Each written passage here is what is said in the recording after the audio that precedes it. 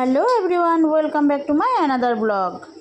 তোমরা তো আগের ব্লগে দেখেছো যে আমরা ঘুরতে যাব, যার জন্য আমরা মার্কেটে চলে গেছিলাম।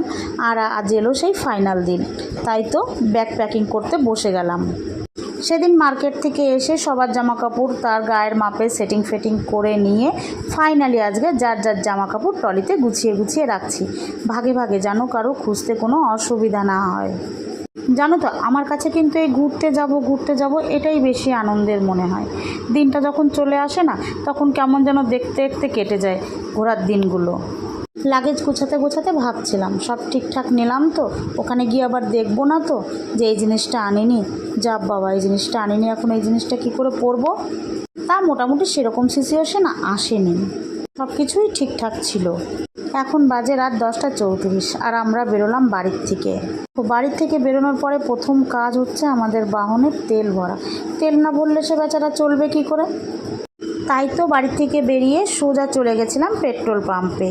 ওখান থেকে তোমাদের দাদাভাই গাড়িতে তেল ভরে হাওয়া টাওয়া চেক করে বেরোলো। আর দেখো, পেট্রোল পাম্প থেকে বেরিয়ে আমরা সোজা চলে গেছিলাম বন্ধুদের বাড়ির সামনে, কারণ আমরা তো একা যাচ্ছি না, ওরাও যে যাচ্ছে সাথে, ওদের তুলতে হবে না গাড়িতে, বলো। জানো তো, আজকে সারাদিনের ওয়েদারটা কিন্তু ভালোই ছিল, কিন্তু এই সন্ধ্যার পরে যে বৃষ্টিটা দিল না, প্রচণ্ড বৃষ্টি দিল, আর সব রাস্তায় জল কাদা এরকম একটা অবস্থা হয়ে গেল।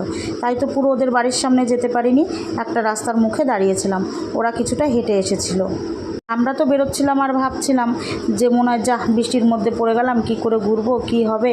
ওমা, বেরিয়ে দেখি আমাদের বগুলা পার হয়ে এসে ভায়নায় ছিল বৃষ্টি মোটামুটি। ভায়না পার করার পরে একটুও বৃষ্টি ছিল না, জানো তো। কিছু দূর আসার পরে আমরা একটা পেট্রোল পাম্পে দাঁড়িয়ে সবাই মিলে একটু হাঁটাহাঁটি করছিলাম, কারণ সবারই মাজা টাজা ব্যথা হয়ে গেছিলো। সবাই বললো চলো একটু হাঁটাহাঁটি করে নেওয়া যাক। আর আমরা তো এদিকে হাঁটাহাঁটি করছি, আর তোমাদের দাদা দেখো কি করছে, যার যে কাজ, কি যে বলবো, আর কিছু বলার নেই। ওই যে বগুলার থেকে বেরোনোর সময় বৃষ্টি পেয়েছে, গাড়িতে একটু নোংরা লেগেছে, তাই তো ওনার পেট্রোল পাম্পে দাঁড়িয়ে এটা পরিষ্কার করতেই হবে, নাহলে নাকি যাওয়া যাবে না। আর দেখবে একটা জিনিস, এই দেখো তোমাদের দাদা কানের চার্জারটা গুঁজে নিয়েছে, এটা না হলে নাকি ভালো গাড়িটা চলবে না।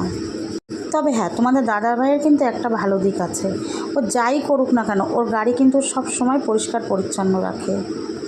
এরপর তো অনেকটা সময় কেটে গেল গাড়িতে, কেউ ঘুমিয়ে নাক ডাকছে তো কেউ গল্প করছে, এরকম করতে করতে আমরা পৌঁছে গেলাম কোলাঘাটে। কোলাঘাট থেকে একটু চাটা খাওয়ার পরে বেরিয়ে পড়েছিলাম দীঘার উদ্দেশ্যে, দেখা হচ্ছে দীঘাতে গিয়ে।